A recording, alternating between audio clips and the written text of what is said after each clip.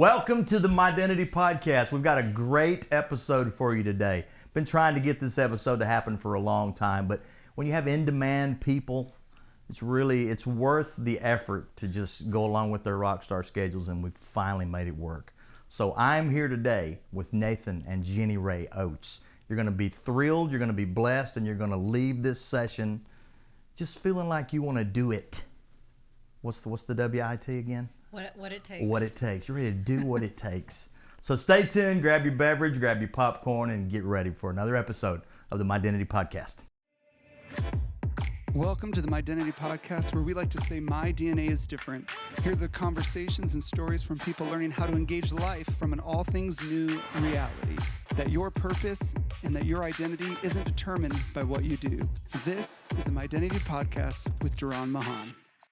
Nathan and Jenni Rae Oates. What's up? What's up? How y'all doing today? Good. We're How in are your you? place today. I mean, we're on the road. Hanging the My out. Identity Podcast Road Show. That's The right, road taking it on the show. road. Met you guys about 3 years ago, almost 3 years ago. Yeah. Y'all are from California, is that right? I'm from California. Okay. I'm Chattanooga. I'm a Tennessee girl. Oh, I was this many days old today years When you old learned this. when I found out that you were a Tennessee I'm girl. a Tennessee girl, born and raised. Really? Yeah.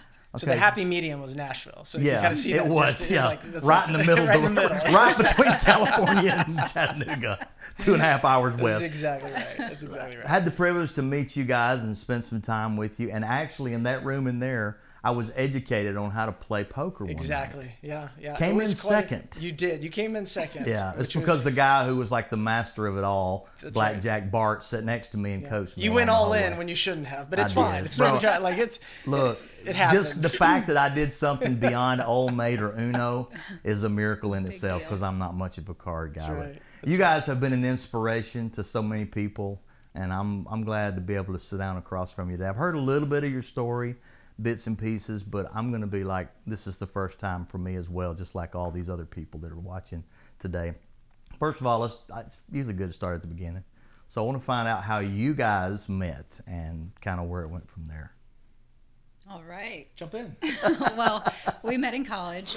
I was a freshman. He was a 4.5-year senior. So Squeezing it in. squeezing it in. Nice, He man. crammed 4.5 years into, 4 years into 4.5. Exactly. I crammed 4 years into 2. Okay. So Overachiever. that balanced it Glad out. to already be there. explains That's a few things. That explains a lot already. But I was a Division I soccer player. Went to Liberty University to play, and he, met me about a week before he was out of there. So it was a divine appointment. He'd spent about a month trying to meet me, stalk me, a little bit of stalking happening. AKA track her down. It's fine. Yeah, It's that's whatever. right. Sure. Not too intrusive. I didn't know all the stalking was happening. I was just doing my thing, but Yeah. I was super excited to meet him. And it was about 3 weeks later that we both pretty much knew, like, this is it. So I Short went on the- engagement. It was, well, no, it was I went on the 2 fast years track. long distance. So Okay. I went down to Florida. We were dating long distance for a year, and then we got engaged a year, and we were engaged for a year. So 2 years, a 2-year process before we got married. Wow. Okay. Yeah. So it took him 4.5 years and he got his associate's degree? Is that what Yes. It's Exactly. exactly. It was tough, but I General made it. studies? Yep. Yeah. Exactly. Yep. So you knew, I mean, was it like one of those you saw her from a Oh distance? yeah, I and- mean, I saw her at a basketball game. My brother, I have an identical twin brother, and he's like, "Have you seen that girl?" And I was like, "No, who's that?" And it was like You heard angels sing, no I doubt. did. I was like the Hallelujah Dreamweaver or chorus, something. and she was dating another guy, and I was like, it doesn't matter. Oh. I'm gonna just, I knew what I wanted. It was Yeah. like that was the girl that I wanted to be She with. may be dating another guy, but there's only one Nathan. That's it. And, I mean, That's right. so The she can. best line ever came whenever we did finally meet, and we had a really fun day, and I was feeling a lot of guilt because I'm still like actually dating this other guy. And he's like, let's just go hang out. And I'm like, okay, we'll just hang out. And I'm like, okay, I got to tell you something. I am dating somebody. And he goes, I don't see a ring on your finger. You're And? still fair game. I mean, like, Okay, I don't know if you're cocky no or one's got, confident. like- I'm not sure what this is, but I like it. you're Yeah. not territory. I mean, so it's Right, like, right. you can make your choices. So he was just merely a speed bump in the road to your destiny. That's exactly right. Tiny obstacle. Little obstacle. Hopefully he's not So- watching or listening. We appreciate you and all you contributed. That's Yes, right, yes. right, the Led me to my contribution. man. So then you guys knew, you ended up getting married. And how long have you guys been married? Gosh. We're coming up on 22 years. 22 years. Yep, that'd be 22 years in December. Okay. So what's other than the obvious, I mean, look, what's the one thing that drew you to her the more you got to know her? What was the thing that kind of sealed the deal for like, man, I could see myself waking up every day with her? I had obviously dated a lot of girls in college, so there was things that I was like, I don't need that or want that. Yeah. And the qualities I saw in Jenni Rae were just, I mean, she was extremely disciplined. She was beautiful. I mean, drop dead gorgeous. And I was just like, who's this girl? Like, she, just her presence, her countenance, everything about her was just breathtaking to me. So, you know, and again, you don't know what you don't know until you start to get to know her. Sure. But it, you know, from all, you know, what other people said about her, who she was, her character, it resonated deeply in my heart. And, you know, ultimately it was God just like, hey, this is what, you know.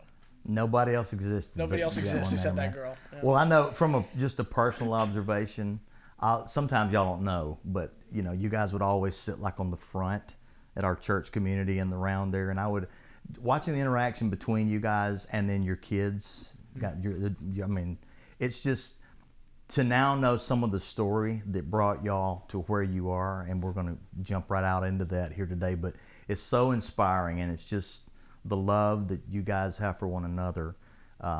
It hadn't been without challenges. I mean, I know she's probably close to perfect. I mean, I can imagine. Right. I know my wife, I mean, we've been Thank married you. 34 years, and she's... I'm pretty convinced that on her back, those are angel wings and not shoulder blades. That's So I think that. But exactly. anyway, Perspective is everything. it is. It's all about. If it's any different, don't tell me now, because I'm already pretty sold and all in on what I believe. But so maintaining a healthy identity individually and then coming together and getting married. What were the first few years of your relationship like? That is a good question. First few years, there's two perspectives here. So this is, you know, we're jumping in. I was a full-time youth pastor for almost 12 years of my, right at the beginning. I was in ministry. And so to me, I was working all the time and I thought things were great. And, you know, looking back, I was very unaware of a lot of things that were going on with her. And even going on with me. I wasn't even checking in with me because I was going so hard. Oh, yeah. And, you know, you're young, you're in your 20s. It's the way youth work is, It's just right? the way youth work is. Yeah, You're just like blowing and going, anything and everything. And so I'm like, you know, I'm checking in with her, but I'm not checking in with myself, and I'm not checking really in with her. Yeah. Does that make sense? It does. Like, there's a big difference of like, hey, you good? Okay, cool. But you're Move not, on, you're hearing what you want to hear instead of really what's going on. Right. And that was, you know, right at the beginning, first years. And she's, you know, raising our children at the time, you know. Yeah, we got married and a month later found out we were pregnant. So Oh, wow, okay. our oldest daughter is a year younger than our wedding anniversary every year. Okay. So we're like, She's going to be 21. we had, Oh, man. we had 4 kids in 6 years. So it was just back to back. And It was a whirlwind. it was a 4 and 6 whirlwind. years. I gave up my senior year, you know, for us to, I wanted to get married. Yeah. But it was just very surreal to know that I was having a baby the same time they were playing in a championship tournament, you know, with what I would have been a senior. So it was just really surreal. It was like getting thrown in the fire at 21. And then here we are 4 years later, 4 years into our marriage, we end up burying one of our children. And so it was so many things back to back and before I was even 25. Wow. And, you know, we had to have 4 children by the time I was 26. Our number 3 passed away in a crib that was recalled 6 months later. Oh, no. And then we moved up here and found out we're pregnant. So our youngest, you know, our 4th, has been such a blessing. But I think I love what you do, Duran, because when you're talking about identity, I think that was a huge part of our downfall. Like, you know, Nathan's an identical twin, and I had my own stuff coming in. You don't realize how much you don't have your identity set when you come into your marriage.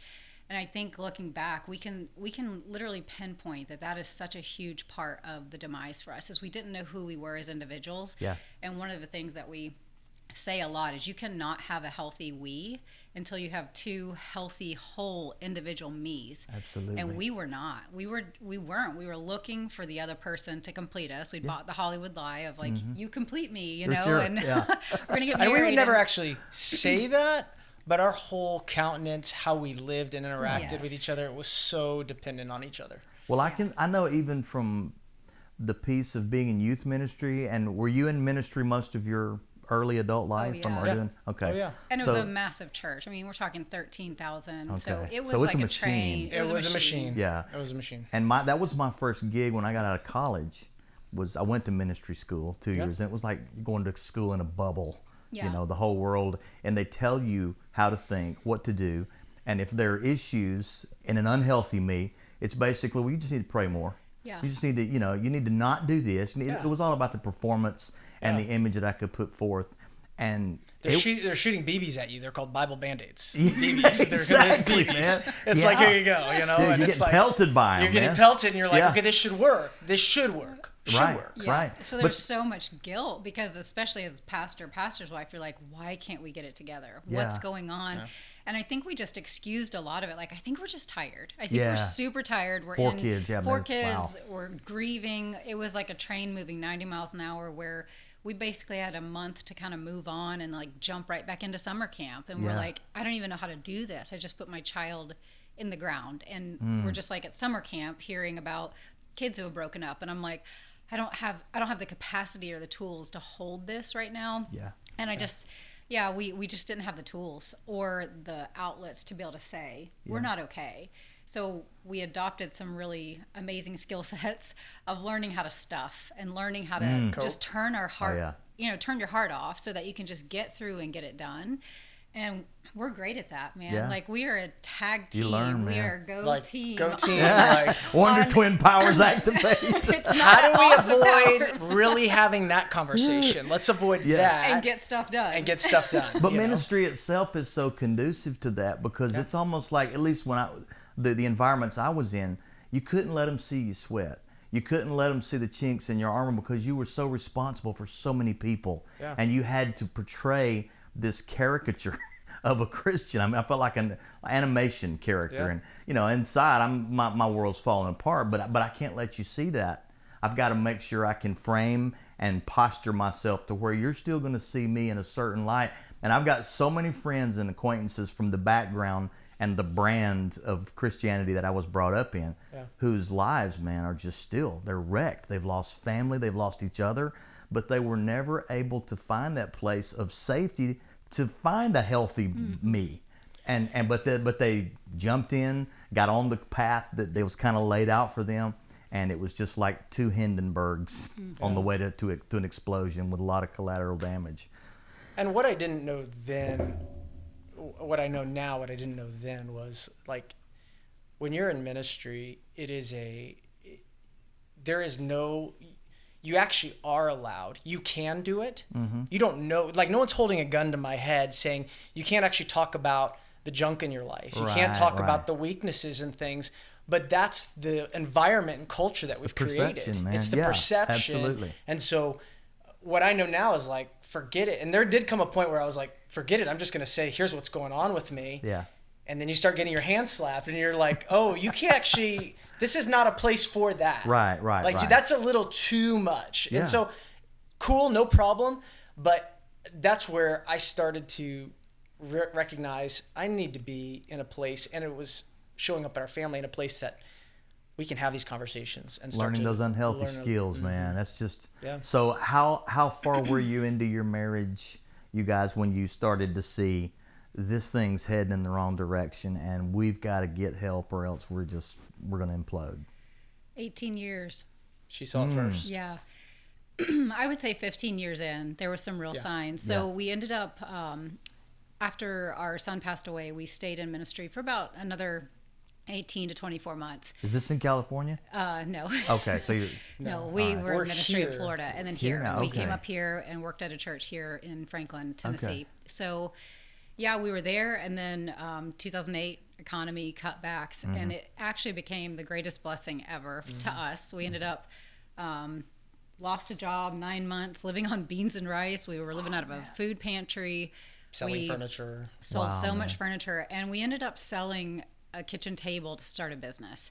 We just said, let's go into business together, and we started in a business that we We're like, we have no business background, but we love people. We love health. Let's try this, our hand at network marketing. You know, Our motto was lead with love. So that's all we knew. Like, we're just going to lead. That's our business principle. That's what That we're works in going a youth for. pastor's world. Well, it was crazy. It was like, we'll just love people and wherever they're at. And it was good. amazing. Leading with love, doing what we knew to do with connecting with people. In a year, we'd made 6 figures, and we were like, how do we even, like, we looked around, and the next year we doubled that, and God just kept blessing our business. And so the interesting thing is that sometimes, I think for most people, you know, we have, like, in our homes, we have fire alarms, and we have different things that will go off if there's a warning or if there's smoke, and you may not change your battery in your fire alarm. You might ignore some of the signs that there's a fire. The house might be on fire. There's danger here. And you're not cleaning the lint out of the, you know, the dryer. You're not doing the things to prevent the house from catching on fire. There was a lot of things that we were doing, but there was so many things that we were not doing, that we weren't paying attention to the signs. And at the same time, we were allowing all these amazing successes and things that we were doing to almost be the reason we were like, surely we're okay, because God wouldn't be blessing us if it was really that bad. We could justify it. We just could justify it. Yeah. But I think it got to this place where I didn't even have, this is how disconnected from my heart I really was, because I grew up in an environment where, I mean, it really was in the church's training that the emotions can't be trusted. They're evil. It's the caboose of the train. You know, you got to ignore them. The heart's deceitful above all things, desperately wicked. Who can know it? It's the one verse in the Bible we use to shut down the heart, whenever there's so many other verses that talk about how out of the mouth come the thoughts and intents of the heart. Love the Lord your God with all your heart, all your soul, all your mind. How can you love him if your heart is so shut down? Desires of your heart. So much about the heart, and yet I spent a lifetime shutting it down, pushing through, powering through, just learning how to achieve and do, totally separate from heart. It was all head, it was all hands, it was all like, how do I work harder, think my way through things, gain more knowledge. And so I think the roadblock we hit, we were just both so lonely, but we didn't even have words for it. I would never have been able to say, oh, what I'm feeling is lonely. But loneliness always manifests in addictions. It always, like if there's an addiction or some sort of numbing, coping, it's rooted in loneliness. That's so true. Because all of us do things and make choices out of what we're feeling, even if we don't think there's a feeling attached to it. We have emotions all the time, and I like when I'm coaching men, like I work the emotions is energy in motion. If you break it down, emotion, it's energy in motion. Like it's coming through, and it's supposed to flow. Right. It's not bad. It's just there. But no one talks about that. No. It's like, no, you can't. That's a bad emotion. Right. You can't feel that. You deny it. Don't you give deny it life. it. Just They deny that suppress it's even there, or trying to signal something. The signals, it's the fire alarms. Like, and it's telling you God gave it to us, but we push those away so often instead of allowing, going, what's that trying to tell me? What am I actually needing in my life? And because for so much of my life, being an identical twin, not knowing my identity, not really just checking in with like, what do I want? And who's Nathan? And who's Nathan? Crazy of all things. And recognizing, these emotions are telling me something that I need something too. Yeah. And that's okay. Yeah. And in doing that, it allows me to get grounded, because if I don't get what I need in a healthy way, I will get it in an unhealthy way. Yeah. And I did. And there was lots of disconnection. There was a lot of things. This is the fire that was going on underneath the surface. Yeah. You know, I could always go, I'm not in a good place today because my son passed away. Right. You know, or I just wanted to not look at the real conversations, finances, you know, socially, environmentally, all these things that were like, I don't want to look at those actually, because there's certain parts of it. Now, if I can control it, I'll engage certain parts if I can control it. Yeah. But when I can't, I'm backing off. I'm going to find a way. And so I would numb out. This is why we could be with each other, and the loneliness would just set in. It was like we couldn't verbalize it. We didn't have the language for it like we do now. Right. But when we started to get the language for it, we were like, oh, I was lonely. Mm-hmm. She was lonely. And we were lonely with each other because we didn't know how to connect with ourselves personally. Yeah. And then be able to connect with each other. There's a huge process in going through that. And it took me almost getting divorced. You know, really signing divorce papers in order to really come to that point. Did these things start you guys start taking a hard look at these simultaneously, or was this something where you're like, man, I am not a healthy me. I've got I've got to rethink some things, and then she was just kind of in cruise control doing her thing, or was this simultaneously? She was first. Okay. So I'll just be Women are so completely much honest. smarter Straight than on. us, Like, they man. get it much faster than us guys. Dude, so. there's an extra layer of Sometimes, not boneheadedness that always. has to be filtered not, through. not always, but yes, but she definitely went first, and I had so many roadblocks, mental, because I was living up in my head. Oh, like yeah. when I'm in my head, It's easy to do, man. it's just I can control everything in my head. Yeah. But when I allow myself to connect with my heart, it feels uncontrollable, but I'm having to live in trust and in faith when I'm there. Right. And so I had to go, oh, am I going to trust this process that I can become something different? Yeah, And become someone new, and to become more than what I was showing to my wife and to my kids. Well, and I think it's almost like sounds so silly, almost, or maybe elementary to say, like, we didn't totally know who we were without Right. the other. And I think the place, we were talking about ministry earlier, and some of the fear of just really being able to be authentic, be Yeah. who you are, come messy, not glory in your mess, Right, but right. say, hey, this is truly what I'm dealing with. I need support, I need help, and I need tools. And so much of what we had learned was, we'll just pray for it, or here's a Band-Aid. Yeah. And we didn't have tools. We didn't have practical ways to actually have a conversation or work through a conflict. But then the same is true in the business realm. As soon as we got into the business realm, because we didn't know who we were on our own, the same problem follows you. It doesn't matter where you go. Just because you've different left a location, place, man. yeah, Yeah. just because you've left a place doesn't mean it's left you. Yeah. Like, it's still in here. You're going with you. And so when we got into the business world, it was almost worse, because now our income and this influence, like, we were given platforms and places to speak, and it was Wow. Nathan and Jenni Rae. It was always this dynamic duo. Our business was Healthy Oats Incorporated. It was always the duo of us, which led me to be like, man, I don't want to be the whistleblower. I don't Yeah. want to be the one to say, I don't want to mess this up. yeah, I don't want to mess it up. And then it's all tied to our finances too, which is why I kept justifying, it's fine, we're going to be okay, and just not wanting to rock the boat. Yeah. And I just came to the place of, like, I literally feel like I'm suffocating. I feel like I'm drowning. I don't know who I am anymore. And honestly, I don't actually really like who I am anymore. I don't like who I am when I lay my head on my pillow at night, and I feel lost. I feel alone. I feel so disconnected. And I've since learned, like, our ability to connect with somebody else, it's flowing out of our ability to connect with ourselves. No doubt And that about includes it, our yeah. ability to connect with God. We all want to just go, like, connect with God, but, like, if you don't know who you are, Yeah. you really can't. Your perspective of him is off. it's man. You don't even know. totally off. It's very Yeah. skewed. You know, he says, you know, to love your neighbor as you love yourself. And there's so much fear, I think, in the church of, like, that word of, like, learn to love yourself. Because it's like, oh, we're supposed to die to ourselves. We're supposed to not. It's like, how do you talk to yourself in your head? Are you negative and critical and judgmental? That same way you treat yourself will come out towards your spouse. Absolutely. It will come out to your kids in those moments of weakness. And I think that was the work that I had to do. I just was like, okay, I don't know how to fix this.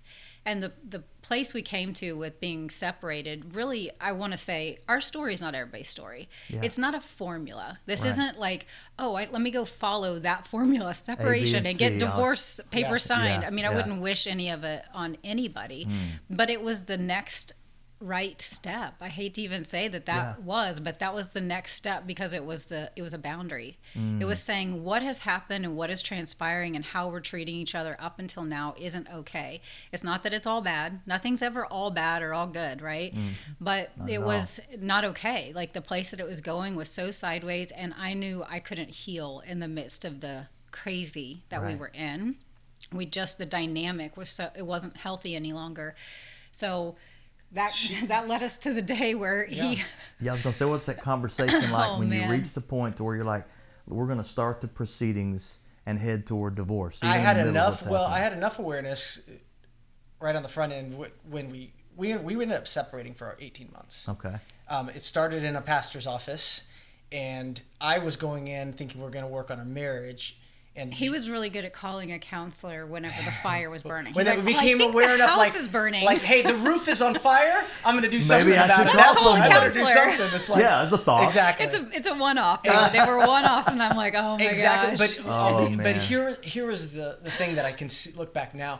I was doing that not for us, Yeah. and not really even for her. I was doing that because I was scared. Yes.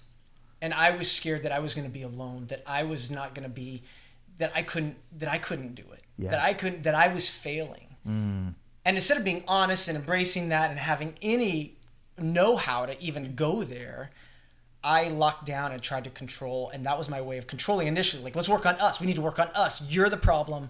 Those types of things. But let's work on us. But let's work on us. Exactly. Yeah. You're the problem, but let's work on us. Like, Yeah, I mean, I got my issues. I got my small And ones. we but, both like, did. We both were at a point where I think when you're at that point, you do crazy things. Yeah. You know, you hear like in divorce, people do crazy things that they're like out of their mind, and you hurt each other in ways that you don't ever dream you could hurt each other. And we both did that. We both did a lot of hurting each other. And that's why it is truly a miracle that level and that depth of hurt and pain that you can cause another human being, it can be repaired. It can be healed. And it's a road of repair, and it's a commitment from two people to repair it. But it can be repaired. Yeah, but And you guys had kids that are in this part Teenagers. of the story. Yeah. 3 teenagers in the midst of this. The day that we went into that counseling appointment, I knew he probably did not know, based off past patterns. He had no idea why we were there. He was probably just, well, what do you want to work on? That was exactly what he said. Yeah. The pastor was like, what are we here for, Nathan? What do you want to work on? And he was like, I don't know. What do you want to work on? And I was like, wow. Okay. It was like, I was very disconnected. The epitome of, I was very disconnected. I think for me, it was like, I can't keep working this hard to think for 2 people. I want to know who I am. Yep. I want you to know who you are. And then I want to come do life partnered together. But I can't keep living my life and your life, or pulling more weight than is mine to carry, because that's a problem in and of itself, taking over responsibility. And, you know, over responsible women can create under responsible men, and vice versa. You know, I don't know which comes first. They just grow together that way whenever you just have that pattern. But that day when the pastor asked me, why are you here? It was like dead silent. And I knew what I had to say is like, I'm here because I need to separate from my husband. And I said it just like, okay, here it is.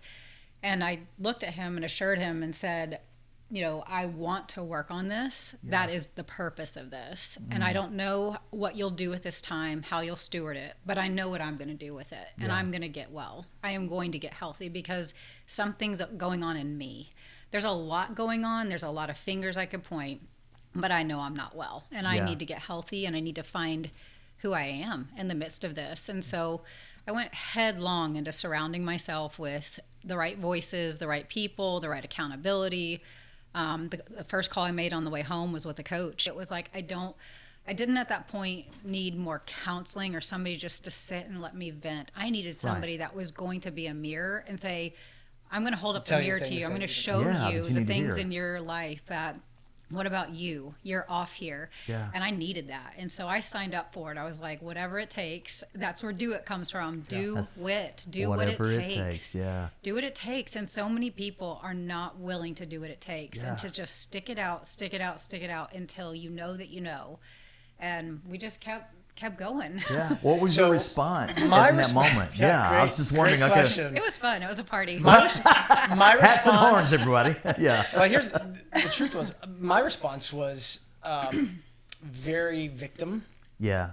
Being honest, like very victim, like, whoa, what? So you never saw that coming. That was our huge I knew things were not great. Right. I didn't know it was going to come to the point of like, I need you, not only we need to separate, but she had already thought through it enough, like, I need you out within the next 7 days. Yeah. It was like, okay. Get busy getting better. Yeah. She's serious here. There's something going on, and all these, and I'm spinning. Yeah. So I didn't go here into my heart at all. I totally went here. Right to the head. How can we need to figure this out, because I was always good at figuring out these. How can I work this? How can I make this happen to get us back to normal? Sure, you know what I think was whatever normal is. You know, like let's get back to. And normal wasn't working. Like it was totally killing us. It was killing me. Yeah. But I didn't want to look at it, so I responded differently. She was saying, "I'm going to go." You know, she's going to call coaches. I'm calling accomplices. Yeah. I'm calling people to get on my side.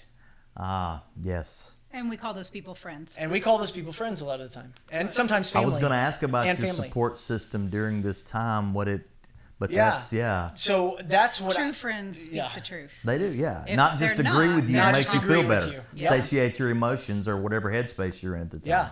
And it became very evident that I had a lot of good accomplices because it was great, which was sad. I mean, looking back, it was sad too at the same time, but also revealing. And so in the process, I ended up going, and I was like, great, I'll be the martyr. Yeah. I'll get my clothes. Well, hold on. This one's kind of funny. We look back and we're like, we're so glad we can laugh about it now. That whole week, man, he was Amazoning how to save your marriage, pray with your wife. These books were ending up on our pillows. And I'm like, wow. I was like, One did you week. order this for me? And he goes, no.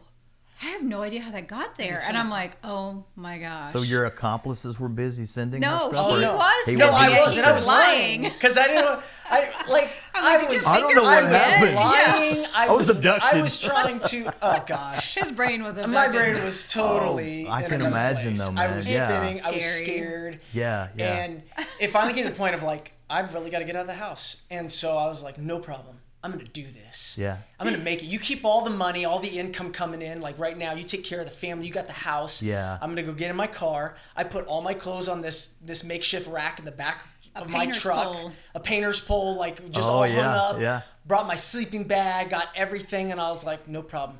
I got it. Oh, you're gonna And soldier on, and man. I soldier on. Yeah. I soldiered on, and I ended up going. I drive about 1.5 miles down the road to a Publix parking lot, and I'm going. I don't know what I'm gonna do. Oh man. I ended up calling a few friends. Was able to get some work. You know, I was trying to figure out like, okay, since I'm not doing anything now, I've got to figure a way out. Yeah. To what am I doing? Yeah. Like I've never been on. You got to understand, Duran. Like I've never been alone by myself. Not even in the womb. I was a twin. Yeah. There has never not been someone next to me my entire life. What a pivotal moment, man. That's And I am now Jeez. going.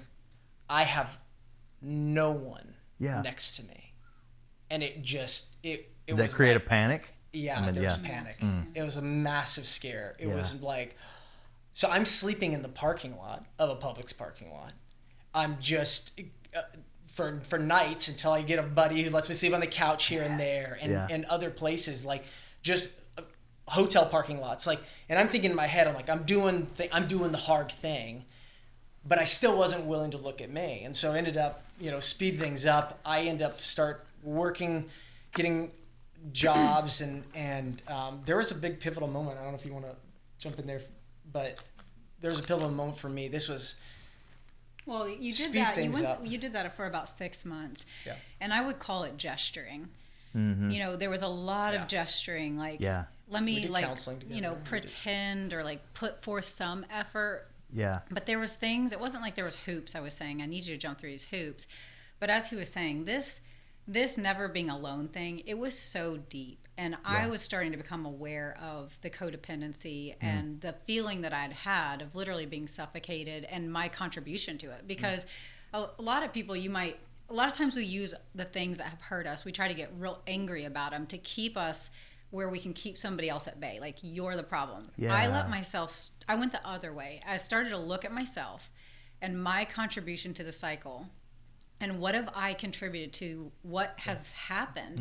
The more I did that, the more empathy I had for him. And I started to imagine what it must feel like to be totally alone and to be terrified. And he's trying to go literally at this age, figure out a career path, because we built these businesses together, but the businesses had come to a place where they were requiring more of my skill sets. Yeah. And as he was kind of disconnecting and things, I think that was another part of it as a man, just going, I don't know who I am, what my identity is, even in the midst of this business. So everything kept coming down to identity.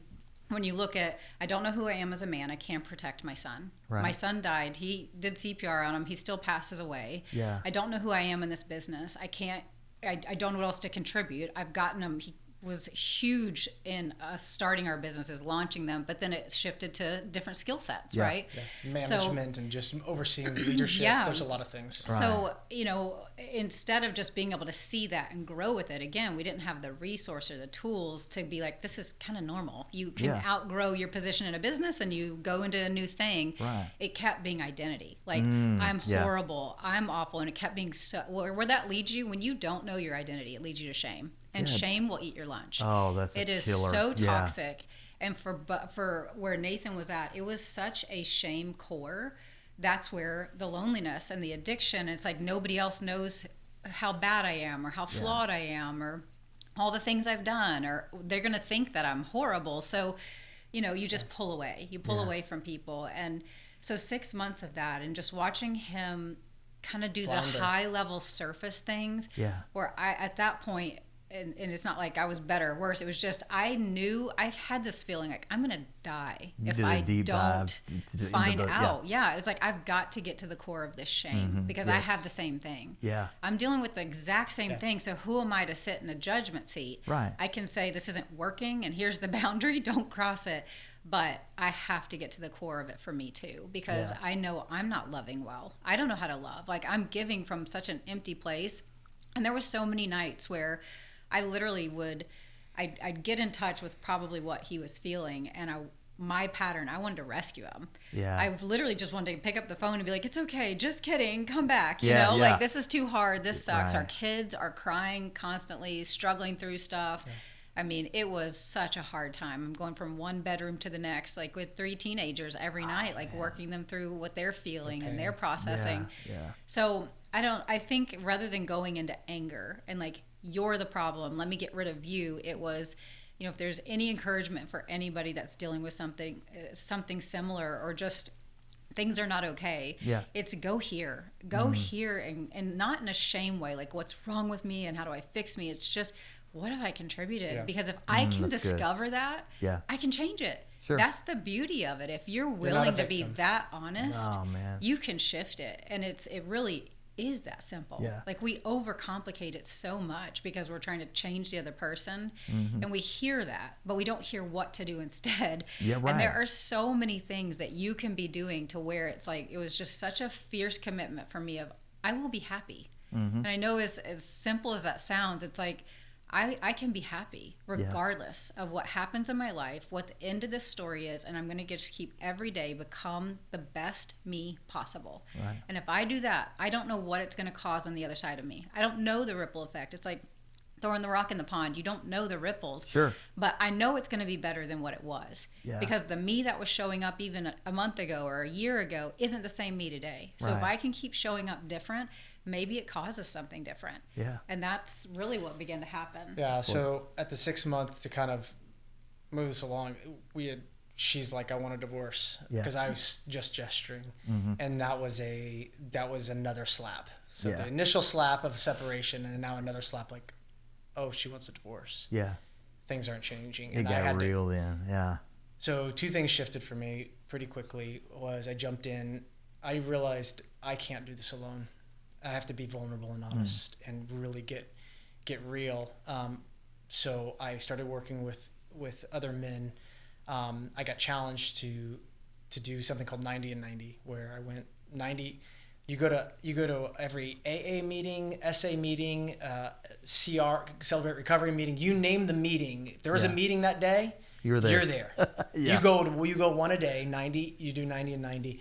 And it began to shift things for me. I started to see a mirror that I had never seen before in my life. I also recognized that, I'm not alone. Right. There's the pain that runs deep in many men, not just me, is very similar. And I think like, I'm the only one going through this. Oh no, not at all. Like, sign up, like get in line, buddy, because there is a massive amount of men and people, and it just opened my eyes. So in doing that, I started to go from here to here, and started connecting my heart. I hired a coach as well too, and that was a game changer, because I realized, it wasn't just about being willing to start looking at the emotional side, but when looking at the reality of what's my contribution, what's my impact, and seeing like, if I'm willing to be honest about that, that could also be my freedom. The obstacle can be the way. Right. And if you're willing to own it and start to take ownership. And so as I'm getting coached and realizing, wow, I have contributed a lot.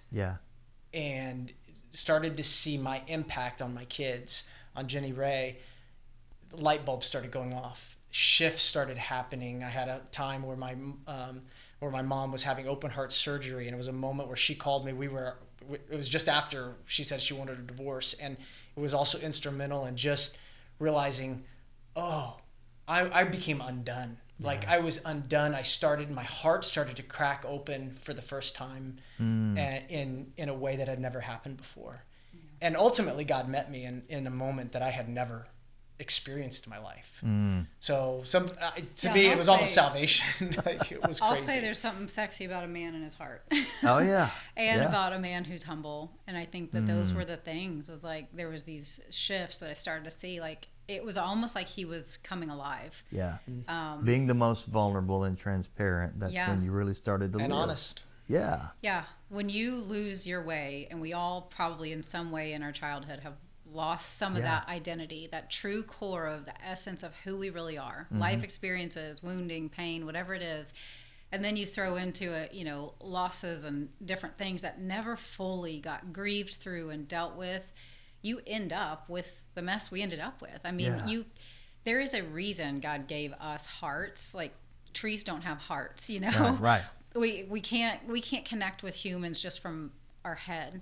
And so the more that we learn to connect on a heart level and vulnerable level, and the things that we're so afraid of being exposed, our weaknesses, our flaws, it was the humility in that is what I think really we found our way back to each other through humility. Oh man. It was powerful. And it also helped me find manhood. Yeah. On a level that I had never, I never was taught. Like I can look at the past, it just wasn't instilled in me on a lot of things on a level. But to understand, men can have hearts. Yeah, men can be man. emotional. Men can own themselves and step up. Yeah. Have Strong. the courage and be strong Yeah. in a way that is not really shown in our culture today. No, I was thinking the term manhood, and I'm a little older than y'all. I know I look like Same age. freshly picked petunia, baby face and all,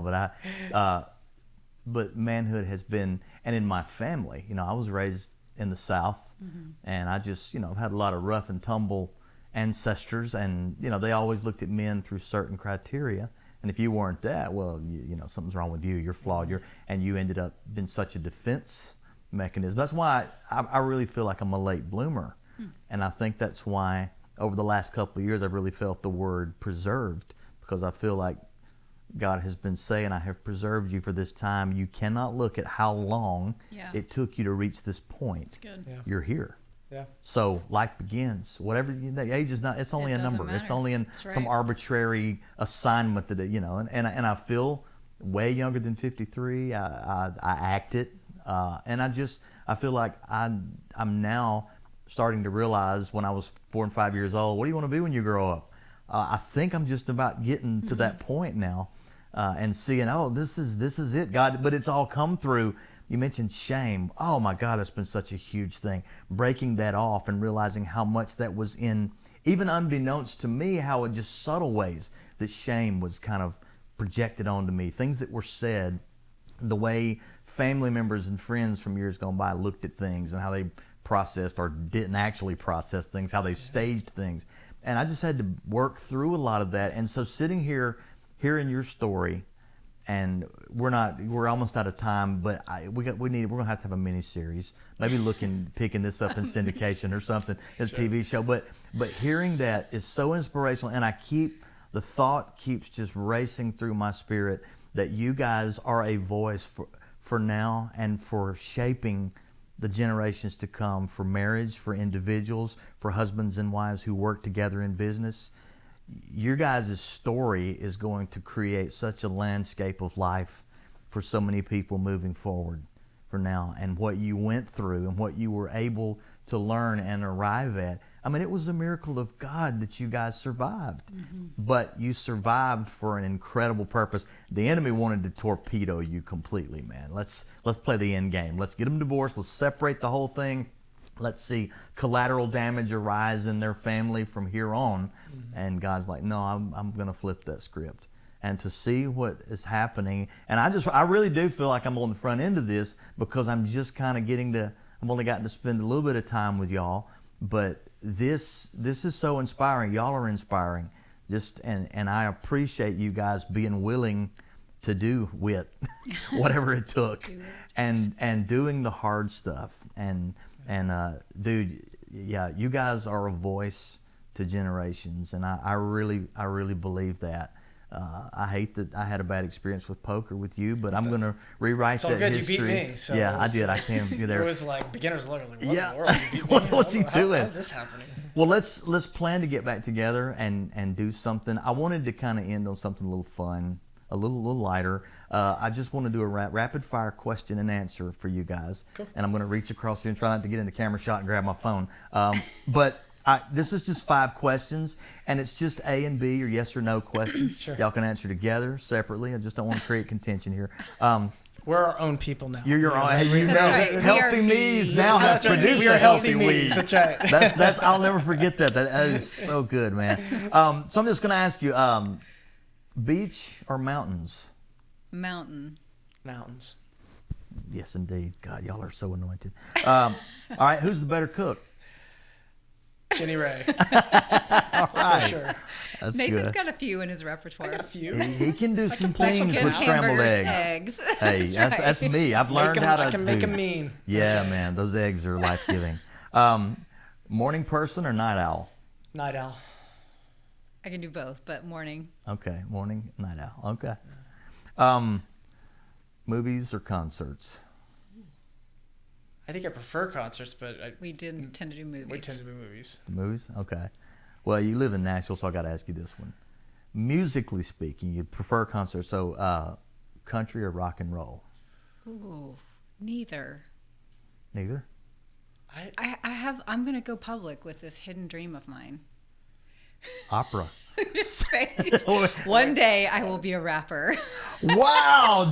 Well, you got the name, Jenni Rae. Jenni Rae, J. Rae. J. Rae. Oh, I've of already course. got. I've That's a rap thought name. long That's and J. hard Rae. about I this. do Jenni Rae. remember. I do know that. Have we Actually, just scratched really up a new do calling here, That's sitting right. in your That's right. office? I really do like Rap. And for years, I did not like country at all. I thought it was like noise. And now I like country quite a bit. It has Do you shifted. really? And the genre has changed a little bit. It's a little Oh, more yeah. rock. Yeah, It's it not is. just country. It's not twangy all the time. Right. Yeah. Okay. We got so Toby Mac here. We got That's right. exactly. NF, Now Andy Mineo. that's so. I will never look at you the same, knowing that you have a secret obsession to be a rapper. It's Hey, going to make it happen one day. happen. This will You be know. the day we come back to. That's right. We'll Look, be you that's the delight day. in the Lord, and the Scripture says He will give you the desires desires of your heart. So that's man. That's I like an to talk anointed fast desire. and say a lot, so I'm like, it's perfect. Jenny What and if her I could do flow. my speeches or talks that way? I've offered to beatbox for her, or something Oh like man, that. But it's like, guys, I'm it's like, telling you, man. There's such y'all are like We go on onion the couple. road. Peel back the layers. There's Keep more and going. more. Oh, It just keep going.